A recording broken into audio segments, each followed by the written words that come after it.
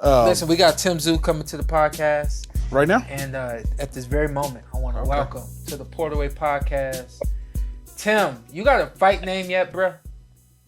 Nah, I'm gonna keep it simple. They told me that you decided to go with the Soul Taker. Yeah, I thought it was pretty cool, but I don't know. I don't know. So no? No. I don't know. Don't have nothing official. All right, I'll keep looking. I was looking for something last time. Just call him the Undertaker. Tim the Undertaker. That sounds all right, actually. All, You say you like it. yeah, all the music, all the lights go off in the arena when he comes in. How you feeling, boss? Yeah, very well. Very well. Your fight reminded me of the Terrence Crawford and Errol Spence Jr. fight, where a lot of people on the outside looking in looked at it like, yo, he made that look easy. I actually didn't have Brian winning very many rounds. I got around, and some of the people in the audience, they were like, we were a little worried in the beginning. We thought Tim was down on the scorecard. I was like, I didn't think Tim was down. Didn't look easy, but a lot like that fight with Errol and Terrence, it wasn't as competitive as expected. And I just want to know your thoughts on how you feel the fight went from a standpoint of, the difficulty, for the sake of words. Yeah, I think as soon as the fight sort of started, I got into the groove, and I was just trying to be able to feel these shots, get the timing right, and feel the distance, and then just figure it out after that. And then I think to the second half of the fight, I sort of started picking it up. There was good little bursts at times when I was dominating completely. But yeah, it was it wasn't as hard as I thought it was going to be. You feel like everything you did in the gym showed up in the fight on fight night? Nah. There's more. What about from a standpoint of the preparation for him? Like, were you pinpoint accurate on how you prepared for Brian Mendoza? Well, in all honesty, this camp, it was just really just keeping it real simple with patience and defense and just using a jab. And I feel like when I was using the jab, it was just setting everything up, and then sometimes I really neglected it. Mm-hmm. But yeah, when I was using the jab, everything was working. Yeah, I don't know if they said that on the Showtime card, but I definitely said Tim's got to get back to his jab. Yeah. Everything seems like things work really well for you when you work off the jab. Yeah. If there was anything I can credit you for, is your defense look a lot better this fight than all the Tszyu fights I've seen, man. You guys really concentrated on that in camp this time, as I can see. Yeah, for sure. There's again a lot to work on, but after the Terrell Gachet fight, I just went back into the gym and just really, really focused on not allowing what happened happen again. So, and it's been just that move forward, just nonstop. And I like to give you credit, man. We talked about it before the fight. You are a fighting guy. Some guys sit there and wait for the opportunity at the big guy. You was like, I'm just keep fighting. I'm going to keep fighting. Yeah. And Tim, your name goes nowhere. It stays relevant because you stay in the ring. Why? Where you get that from? Where did that come from? Is that just inside Tim? Just a fighting champ? I think so, man. If you want to go get something, you got to go at it. You can't just wait for opportunities to slip by. And I feel growth, especially in boxing, happens through fighting and training and learning more about yourself. Do you feel like you're better now than the top of the year? Better boxer? Oh yeah, for sure. Yeah. For sure. Every fight camp, I feel like there's a big difference. That's good. That's a good question. When oh man, I lost my train of thought. You go ahead. I'm gonna give you credit, man. You're single-handedly cleaning out the division without you wasn't the champ. You're the champ now, but you're single-handedly cleaning out the division where, hey, it's only one of us left, baby. Is it me or you? Literally, yeah. Yeah, I give you all credit for that. Yeah, and that's what I was gonna say. Every fight is a statement fight. And you've had 3 fights this year. What's the grand statement that has been made now? I know you're coming over here to the States for your next one. What's that statement? Yeah. What have you felt like you've told everybody through your fist? Yeah, I think at the start of the year, people were more like, I'm just just to compete, in the Charlo fight. But now I think the momentum has swinged to the fact that I'm actually here to win the Charlo fight and take all the belts. What? And I feel like Charlo's been like, for the past couple of years, the name that I've always like sort of just been working for, and that was my aim, and everything sort of leads, like it's like a video game. Everything leads to all bosses, and this is the ultimate boss for me to take out. And to that point, are you? I'm gonna tell you, you're not fighting Jermell Charlo. I've said that so many times. He's not coming back to 154 pounds, and I don't think he wants to get in the ring with Tszyu. You're a headache. You're a nightmare. You're a hard night for just about anybody in that weight class. Yeah. Is it heartbreaking to hear that you're not gonna fight Jermell Charlo? Oh man, there's still a bit of hopes. Let go of those hopes, sir. Let go of those hopes. We're not gonna fight him. I say with or without Charlo, the ultimate prize is the belts. So either I take him from Charlo, I'll take him from the next man. I think that's Tim's attitude. Yeah, that's exactly right. Where do you go though if it's not Jermell Charlo? No.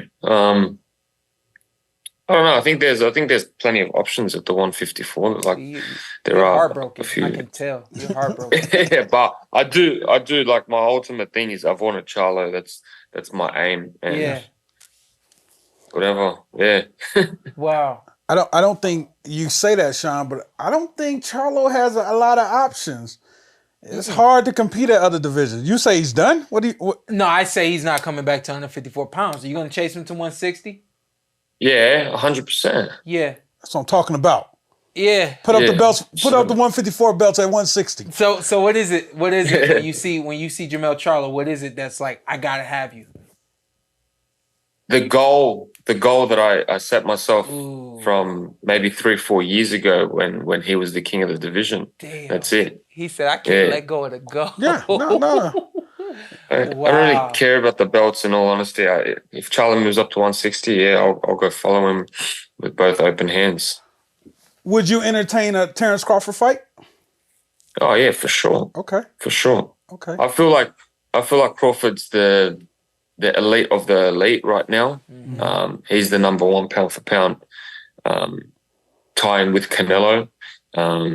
But he's the top boy. But at the moment, he's got the Errol Spence rematch, I think, from what I've heard of. But even like a fight with Errol Spence, that'd be pretty cool as well. Are you trying to clean out the whole Texas division? My man said he's coming for the world. Yeah, I'm just trying to make the biggest fights happen. Okay. I'm ready to challenge myself. Are you? Have you seen the fight yet? My fight? Yeah. Yeah, I saw glimpses. Yeah, there was. Yeah, again, not a perfect performance, but I got the job done. Did you listen to me on it? Yes, I did. Yes, I did listen. Actually, yeah, I did listen. No, I love commentating you, but to the point of you watching the fight and just catching glimpses of it, are you pleased with what you saw so far? To a certain extent, like when I was working with the jab, I felt like it was a complete different. I liked the look of that when everything was working well, and there were glimpses that I wasn't happy with, but it's part of the sport. Very good, Tim. When you get over here, do you know when that fight's going to be and where it's going to take place at yet? Not sure, but the rugby guys are starting in March, I think. Okay. Early March. So if we can get something on during that weekend, there's going to be like 30, 50,000 Aussie fans there, so it'll be pretty unreal. Yeah, that rugby is happening here, right? Yeah, in Vegas. Here in Vegas? Yeah. Yeah. A lot of the Fox people just said that they would be over here for that. Yeah, so I think it'd be a no-brainer to put on a fight. Perfect. During that time. And then you coming back over here for camp? Yeah, for sure. For sure. Is camp better for you in the United States than it is over there in Australia? Yeah, it's just I like being just surrounded by the team and just being in that fighting environment. Yeah. Just getting away from it all and just being in camp. I like that feeling. Very good. I'm not gonna tell everybody where you're going for your vacation at, but have you made it to your destination yet? Not yet, not yet. Okay. When I Leave heard you tomorrow. say it, I was like, dang, that boy living the life. Enjoying it. You know as how to much as enjoy I your can. life, man. I love it. Exactly, Yeah. exactly. Hey Tim, Brian was great movement on the angles. Anything surprised you with him that night? And took shots. I couldn't believe he was surviving Tim Tszyu shots. Yeah, I think that the fact that he survived the shots, I think that's what surprised me.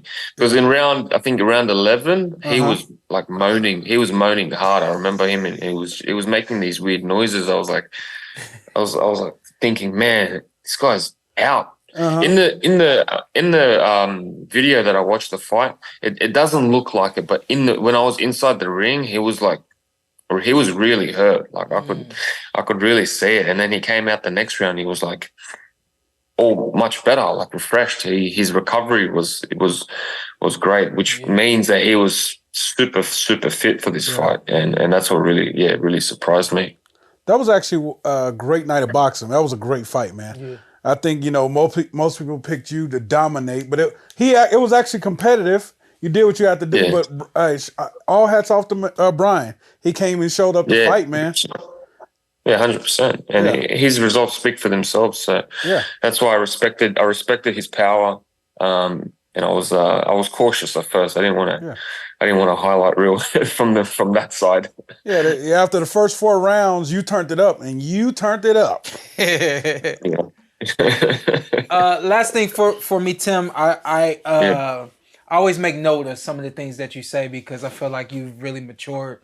Fight after fight, you've gotten better. Fight after fight. I know a lot of fighters say, "Oh yeah, every camp's the best camp." Mm-hmm. I'm seeing it like right in front of my eyes. It seems like you're getting better, and things are just progressing for you. One of the things that you took into the ring this fight, I noted it because it was something that I would take into the fight, and I want you to just speak to it, and then we'll let you go. You said that you wanted to treat this fight just like it was sparring. Talk to us about the mindset of treating a actual fight night like it's sparring. Yeah, it felt more like less nerve-wracking, I guess. Less pressure. Like it was just in my mind. I was just like, you know what? It's sparring. Just go round by round by round. Don't think about like the end result. Just take it each round at a time and do enough to win the round, and then go on to the next. And if it comes, it comes. And when I treated it like that, it sort of just changed the momentum of the way. I didn't rush into things. Everything was sort of calculated. I did everything couple steps before I did it. Literally how I kind of had a transition in my boxing career as well. I felt after fights, I would feel like, man, it was like I was like anxious and I was rushing. Got to slow down. And how I was able to grab myself and slow myself down was I started saying, treat it like sparring. I literally would say that all the way up until the first bell rang, just treat it like sparring. And it was like just calm, cool, just like in training, you know what I mean? So I noted that because I was like, again, now I have an opportunity to show people I can say that I've seen you grow and I've seen you do this and do that, but when you can directly say something that I can relate to and now relate my audience to what I understand, you know what I mean? So just want to give you your roses. Enjoy your vacation, big dog. And when you get back over here, let us know. Yeah, I will do. I got your number anyway. Good deal, man. We'll talk soon, all right? Yeah, thanks, guys. Thank you, man. Bless, my man.